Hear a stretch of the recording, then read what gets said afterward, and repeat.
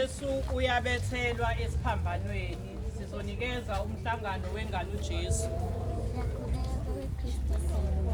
Ngoba ngomamlezo lakho lingcwele wasindisa isintu. Amazwi emibhalo babhobozile izandla nezinyawo zami, ngingabala onke amathambo ami.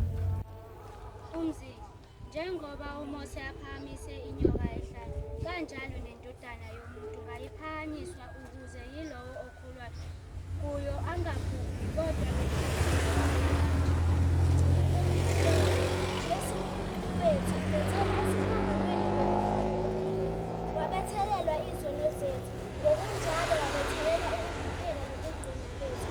Sikhuthaze siphele unqamlezo lwakho, lube luphawu lokusindiswa nokukhululwa kwethu izizukulwane ngezizukulwane.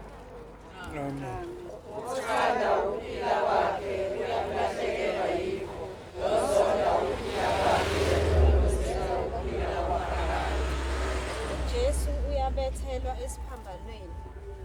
Ngala mazwi sibona uJesu ezinikela